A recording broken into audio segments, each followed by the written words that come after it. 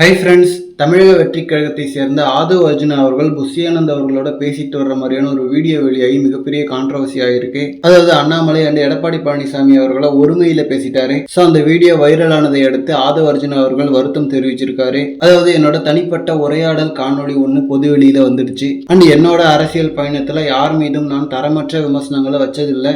ஏன்னா தனி மனித விமர்சனம்ன்றது ஜனநாயகத்திற்கு அழகல்ல. ஸோ அந்த ஒரு கொள்கையில நான் உறுதியா இருக்கேன். பட் என்னோட காணொலியில் இருந்த அந்த வார்த்தைகள் என்னோட இயல்பை மீறினது அப்படின்றத நான் ஒத்துக்கிறேன். அதற்காக உண்மையா வருத்தத்தையும் தெரிவிச்சுக்கிறேன். அண்ட் ஆல்சோ ஜனநாயக பூர்வ பொது வாழ்வில் எதிர்கொள்ளும் ஒவ்வொரு நிகழ்வையும் எனது அரசியல் வாழ்வில் ஒரு கற்றலாகவே நான் எடுத்துக்கொள்கிறேன் அப்படின்ற மாதிரி அந்த ஒரு வீடியோ குறித்து தன்னோட வருத்தத்தை தெரிவிச்சிருக்காரு. ஸோ கண்டிப்பா இது சின்ன ஒரு தவறு தான். அண்ட் அவர் பொதுவெளியில ஊடகத்திற்கு பப்ளிக்கா இதை பேசல. அவர் பர்சனலா பேசுறத எடுத்து போட்டாங்க.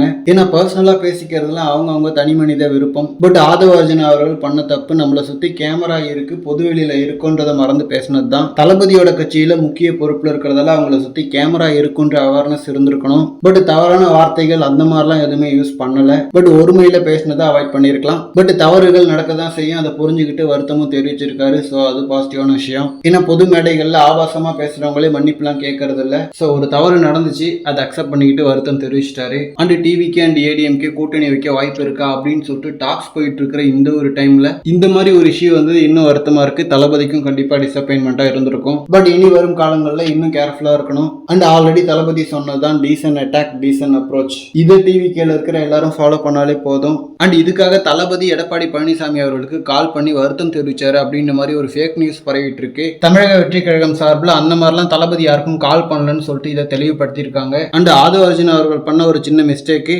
அவர் வருத்தம் தெரிவிச்சிட்டாரு. தளபதி வருத்தம் தெரிவிக்கிற அளவுக்கு ஒரு மிகப்பெரிய இஷ்யூ இல்லை. ஓகே ஃப்ரெண்ட்ஸ், இதை பத்தின உங்களோட கருத்துக்களை கமெண்ட்ல சொல்லுங்க. தேங்க்யூ.